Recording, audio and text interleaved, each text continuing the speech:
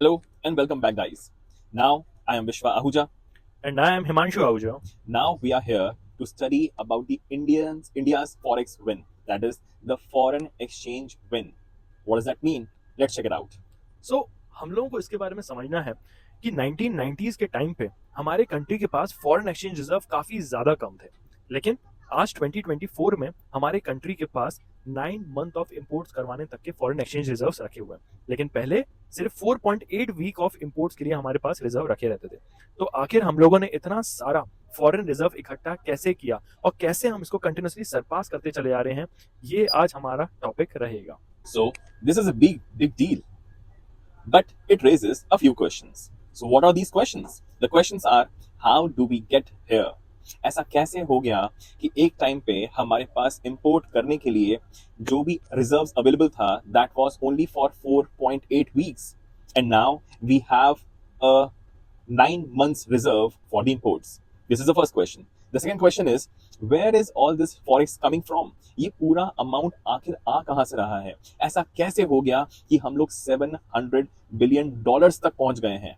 Next third question, and why are we holding on to so much of it? हम लोग इतना foreign exchange hold कर क्यों रहे हैं? ये 3 क्वेश्चंस हैं जिसके हम लोग आंसर्स आज इस वीडियो में ढूंढने वाले हैं। So now let's first clarify what foreign exchange reserves are. These are the assets held by the country's central bank.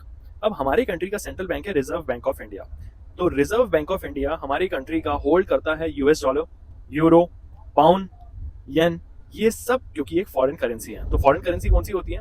जो भी करेंसीज डोमेस्टिक करेंसी के अलावा करेंसीज होती हैं उन सबको हम लोग बोलते हैं foreign currency. As of September 27, 2024, 87% of the India's reserves are in foreign currency assets like bonds and treasury bills. 9% जो हमारी कंट्री के पास रिजर्व्स हैं वो हैं गोल्ड में, and the rest are in the special drawing rights and positions with the international monetary fund. तो हम लोगों को यहाँ पे ये देखना है कि कंट्री के पास फॉरेन एक्सचेंज रिजर्व की जरूरत क्यों होती है। अगर आपको कुछ भी गुड्स इंपोर्ट करने हैं तो आपके पास फॉरेन एक्सचेंज रिजर्व्स होने चाहिए। ऑल्सो अगर कंट्री के सेंट्रल बैंक को करेंसी प्रिंट करनी है तो उनके पास एटलीस्ट 200 करोड़ का रिजर्व रखा रहना चाहिए, इसलिए फॉरेन एक्सचेंज रिजर्व को होल्ड करते हैं। Now the question arises, so how do these reserves go up or down? ऐसा कैसे होता है कि हमारे पास फॉरेन एक्सचेंज रिजर्व्स बढ़ जाता है फिर वही चीज कम हो जाती है? तो ऐसा होता कैसे है? तो ये होता है इंपोर्ट्स एंड एक्सपोर्ट्स से। दैट इज, जब भी हम लोग इंपोर्ट करेंगे तो हम लोग फॉरेन एक्सचेंज में ही डील करेंगे, फॉरेन एक्सचेंज मनी ही पे करेंगे, और जब भी हम लोग एक्सपोर्ट करेंगे तो यही करेंसी हमारे पास वापस घूम फिर के आएगी। So it is basically, it all depends upon the flow of foreign money into and out of India. So जितना भी inflow हो रहा है and जितना भी outflow हो रहा है. If more foreign currency comes in than goes out, our reserves rise. Obviously, अगर हमारे पास foreign currency ज्यादा आता है as compared to जितना जा रहा है तो इससे हमारे reserves बढ़ते ही हैं, और अगर ज्यादा जाएगा और कम आएगा तो इससे हमारे reserves कम हो जाते हैं। Now, what drives the inflow or the outflow? Trade is a big factor. Now, अगर हम लोग कंटिन्यूसली गुड्स इंपोर्ट कर रहे हैं, अगर हम लोग बाहर से लग्जरी कार्स इंपोर्ट कर रहे हैं, लग्जरी गुड्स इंपोर्ट कर रहे हैं, तो मतलब हमारा रिजर्व फॉल हो रहा है। और ये एक बहुत बड़ा रीजन है डेमोन्स्ट्रेशन इफेक्ट, विच इज जब developing country like India develop country के पैटर्न को कॉपी करती है तो वो काफी ज्यादा लग्जरी गुड्स को इंपोर्ट करती है। इससे हमारे इंपोर्ट्स भी बढ़ते चले जाते हैं एंड रिजर्व्स फॉल होते जाते हैं। वहीं जब हम लोग एक्सपोर्ट्स करते हैं गुड तो हमारे पास फॉरेन एक्सचेंज रिजर्व काफी ज्यादा बढ़ जाता है, क्योंकि हम लोगों को फॉरेन कंट्री पे करती हैं फॉरेन करेंसी में। देन देयर्स इनकम जो हम लोग कमाते हैं डिविडेंड से, इंटरेस्ट से, रेमिटेंसेस से। सी, अगर आपने किसी फॉरेन कंपनी में पैसे इन्वेस्ट किए हैं, आप उस कंपनी के शेयर होल्डर हो तो आपको डिविडेंड मिलता है। ऐसे ही कंपनी में आपने इन्वेस्ट किया है फॉरेन में तो आपको प्रॉफिट मिलता है। कुछ आपने लेंडिंग करी है फॉरेन में तो उसके बदले में आपको इंटरेस्ट मिलता है। एंड ऑल्सो इंडिया के पास पैसा आता है, जो भी इंडियंस बाहर वर्क कर रहे हैं आउट ऑफ इंडिया में वो रेमिटेंसेस सेंड करते हैं इंडियंस को। These are part of what's called the current account balance. तो करंट अकाउंट के अंदर कोई एसेट्स और लायबिलिटीज में चेंज नहीं होता है, लेकिन इसमें इंटरेस्ट का पैसा, डिविडेंड का पैसा, प्रॉफिट का पैसा एंड रेमिटेंसेस का पैसा होता है। फॉर इंडिया हमारा ज्यादातर करंट अकाउंट बैलेंस नेगेटिव में ही रहा है, तो इसका मतलब है कि हम लोग गुड्स ज्यादा इंपोर्ट करते हैं और हमारे एक्सपोर्ट्स काफी कम होते हैं। इवन दो हमारे पास रेमिटेंसेस बहुत ज्यादा आते हैं, हमारे कंट्री के बहुत सारे रेसिडेंट्स बाहर रहते हैं और इंडियन को पैसे भेजते हैं अपनी फैमिलीज को, लेकिन फिर भी हमारे कंट्री के इंपोर्ट्स आउटवे करते हैं इन इनकम से। So the rise in the foreign exchange reserves isn't really coming from the current account. So where is it even coming from? The real boost comes from the capital account balance. जैसा कि बताया गया अभी, capital account balance is basically changes the assets and the liabilities of a country. और अगर मैं बात करूं करंट अकाउंट बैलेंसेस की, वो अमाउंट हमारे पास आता है from the regular income, that is from the remittances और फ्रॉम द इंटरेस्ट इनकम और फ्रॉम द डिविडेंड इनकम। तो हमारे पास हमेशा ही ये एक पॉजिटिव पॉइंट रहा है कि हमारा जो कैपिटल बैलेंस है वो इस बार इस क्वार्टर 2 का financial year of 2024 it is showing a positive balance of $15 billion exactly. ये बहुत अच्छा और एक लमसम अमाउंट है जो एक पॉजिटिव अमाउंट शो कर रहा है। इसका साफ मतलब ये है कि हमारे कंट्री में जो कितनी भी कंपनीज हैं उसमें फॉरेन डायरेक्ट इन्वेस्टमेंट किया जा रहा है। दैट सिंपली मींस फॉरेनर्स जो भी आउट ऑफ इंडिया लोग रहते हैं वो हमारे कंट्री के कंपनी में इन्वेस्ट कर रहे हैं। तो क्वेश्चन आता है कि कैपिटल अकाउंट बैलेंसेस में इंक्लूड क्या क्या चीजें होती हैं। It is basically the investments और the loans given to the Indian companies. Okay, so that's why it is known as the foreign direct investments and foreign portfolio investments, जो कि इस बार का पॉजिटिव रहा है। बट अगर बात करें हम लोग करंट अकाउंट बैलेंस की, तो ये जैसा कि बताया गया यूजुअली नेगेटिव ही रहता है। इस बार भी ये नेगेटिव ही था, which is $9.8 billion in negative, जिसका साफ रीजन ये है कि we are importing more as compare to the goods और the services which we are exporting. Now the foreign direct investment is जब बाहर की कंपनीज इंडिया में इन्वेस्ट करती हैं in the form of machines खरीदती हैं, एसेट्स परचेज करती हैं, तो उसको बोलते हैं फॉरेन डायरेक्ट इन्वेस्टमेंट। एंड अगर कोई बाहर के इन्वेस्टर्स इंडिया के कंपनीज के शेयर्स परचेज कर रहे हैं तो उसको हम लोग बोलते हैं फॉरेन पोर्टफोलियो इन्वेस्टमेंट। तो इंडिया में foreign direct investment as well as foreign portfolio investment continuously increase होते चले जा रहे हैं। अनदर फैक्टर जो इन्फ्लुएंस करता है रिजर्व्स को वो होता है valuation change. This isn't actual money flowing in or flowing out, but it is the value of the reserves हम लोग जो होल्ड करते हैं। फॉर एग्जाम्पल अगर आपके पास कोई एसेट्स हैं और अगर एसेट्स की वैल्यू इंक्रीज हो रही है तो मतलब वैल्यूएशन में चेंज हो रहा है। जैसे गोल्ड अगर हम लोग होल्ड करते हैं और गोल्ड के प्राइसेस ऊपर जाते हैं तो हमारा वैल्यूएशन बढ़ रहा है जिसमें प्राइसेस इंक्रीज हो रहे हैं हमारे। यही है एक रिजर्व जो हमारा कंटिन्यूसली बढ़ रहा है। This isn't actual money flowing in और flowing out, but it is the reserve which we are holding which is continuously appreciating. For example US dollar अगर स्ट्रेंथ करता है, that is $1 equals to 80 rupees चल रहा है, अब $1 equals to 85 हो जाए, मतलब डॉलर ज्यादा एप्रिशिएट हो रहा है, डॉलर ज्यादा स्ट्रेंथ हो रहा है, तो इससे जितने भी डॉलर डिनोमिनेटेड एसेट्स की वैल्यू है वो भी बढ़ जाएगी। हम लोगों ने कोई भी इन्वेस्टमेंट्स किए हैं फॉरेन में तो उनकी भी वैल्यू बढ़ रही होंगी, जो रिफ्लेक्ट करेगा हमारे रिजर्व पे, जिसमें हमारे इन्वेस्टमेंट की वैल्यू ऊपर जा रही होगी, right? Now the question rises, so why do we need so much in forex reserves? Think of it as a financial safety net. होता ये है, जितना ज्यादा आपके पास फॉरेन एक्सचेंज रिजर्व रहेगा उतना ज्यादा आप सेफ फील कर पाओगे। जैसे हम लोगों ने स्टार्टिंग में पढ़ा था कि हमारे पास 1990s में जो फॉरेन एक्सचेंज रिजर्व रखा हुआ था that was only limited to 4.8 weeks of imports. हम लोग सिर्फ इतना ही इंपोर्ट कर पाते, सिर्फ 4.8 वीक्स का ही।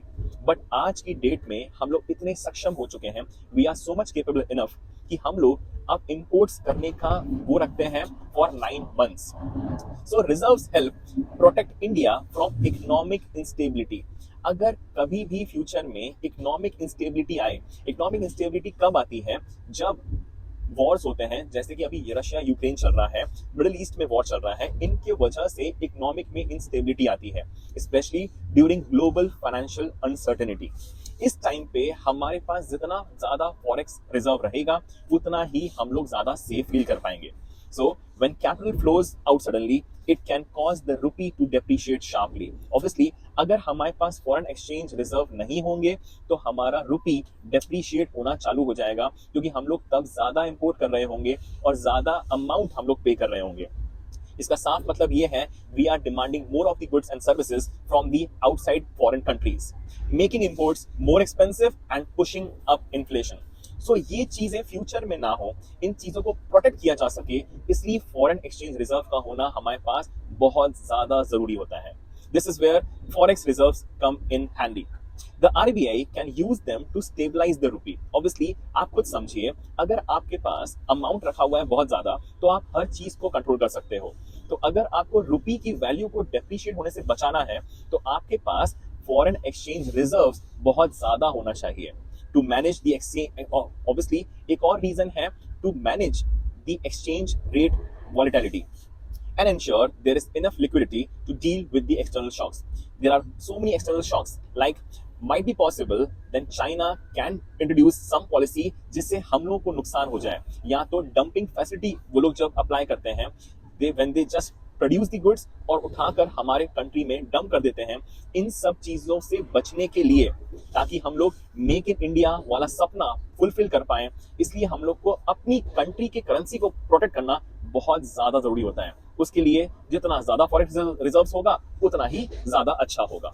Now, for a developing country like India, which is closely tied to the global economy, हमारे पास रिजर्व रहना बहुत ज्यादा जरूरी है, क्योंकि अगर कोई बाहर के लोग कंट्री में इन्वेस्ट कर रहे हैं तो उनको एक कॉन्फिडेंस चाहिए होता है कि हम लोग ग्लोबल टर्बुलेंस को हैंडल कर सकते हैं और एक फाइनेंशियल वल्नरेबिलिटी को हम लोग रिड्यूस कर सकते हैं। क्योंकि अगर कोई चाइना का या जापान का इन्वेस्टर्स इंडिया में इन्वेस्ट करना चाहता है तो वो सबसे पहले ये देखता है कि कंट्री कितनी सक्षम है, कंट्री में कितनी कैपेबिलिटी है कि वो ये सारे ग्लोबल टर्बुलेंस को हैंडल कर सके।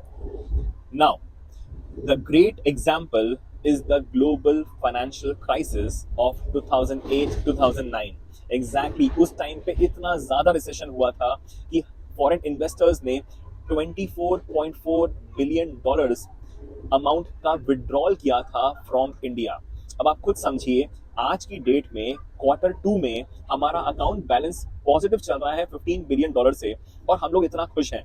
अब आप ये सोचिए 2008-9 के टाइम पे जब $24.4 बिलियन हमारे कंट्री से निकल गया होगा फॉरेन एक्सचेंज, तो रुपी की क्या हालत हुई होगी।